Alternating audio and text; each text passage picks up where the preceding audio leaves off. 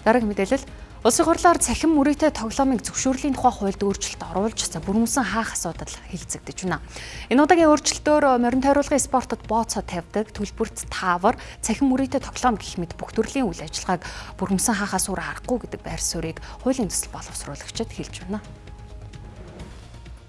За зөвшөөрлийн хуульд орж буй нэмэлт өөрчлөлтөнд гарцаагүй цахим мөрөөдтэй тоглоомын бүх төрлийг хаахаас өөр аргагүй нөхцөл байдал байгаа гэдгийг учирлаж байна.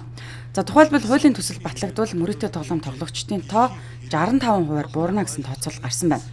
За хэрвээ спорт тоглоомын бооцоог хориглохгүй үлдээвэл цахим мөрөөдтэй тоглоомын үйл ажиллагаа эрхлэгчдийг хянах боломж бүрдэхгүй гэдгийг онцолж байна. За хэрвээ спорт тоглоомын бооцоог хориглохгүй үлдээвэл цахим мөрөөдтэй тоглоомын үйл ажиллагаа эрхлэгчид спорт тоглоомын үйл ажиллагаа нэрийдлэр хууль бус үйл ажиллагаа явуулсаар байх боломжтой гэдгийг онцолж байна.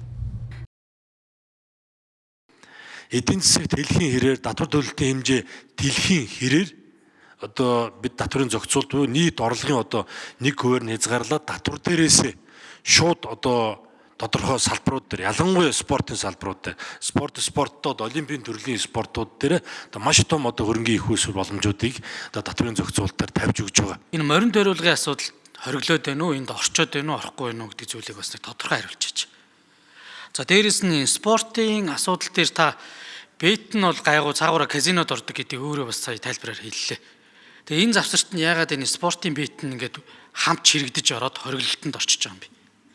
Зөвшөөрөл бүхий спорт бетүүдийн сайтууд чи ер нь яг энэ хоёр чинь ингээл нэг зооснол хоёр тал болчиход байгаа. Нэг зооснол хоёр тал. Тэгвэл шууд ерөөсөө ингээд ажлыг хийж өгдөг ийм одоо платформод болцсон байгаа учраас гарцаагүй энэ хуулиар бүгдээрээ л зогсоос өөр арга байхгүй. Өнөөдөр нийгэмд ямар асуудал байна гэвэл яг хөдөө орон нутагт яаж ийм хэр нэг хонь дүүрч ирээд хоорондоо тоглодог. Тэгээд моцыг л хожоод явдаг. Хожсон моцыг л хожоо явдаг. Ийм байдал бол байгаа штэ. Энэ зингэлт хүрээлэн бус газруудаар бас энэ мөрөөдөө шаар хаглуулаад тоглоулдаг гэх мэтлэн ийм зүйлүүд байгаад байгаа.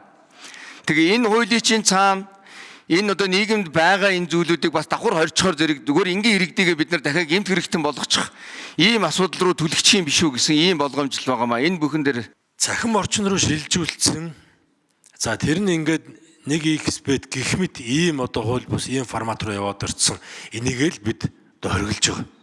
За тэрнээс биш одоо ийм цахимаас гадуур одоо тэр ахын хүрээнд явж байгаа тэр одоо нэг хоноо дүүрж ирээд тэнд гэр бүлийн хүрээнд энд одоо ийм зүйлүүд рүү бол тэрийг хууль бус гэж ч юм уу тодорхойлоод тэрийг эдийн засаг дээр нь тооцоолж гаргаад ингэж явж байгаа зүйл бол байхгүй л дээ.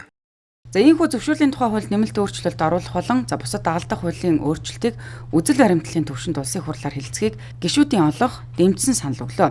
За хуулийн төсөл санаачлагчдын хувьд цаашид спортын бооцоог наривчлан ангилж хяналт тавих тогтолцоо бүрдэж, за энэ чиглэлийн хууль батлагдвал зөвшөөрлийн хуулиар бүхэлд нь хориглосныг эргэн харж дахин хэлэлцүүлэх боломжтой гэдгийг ч онцолж байсан юм а.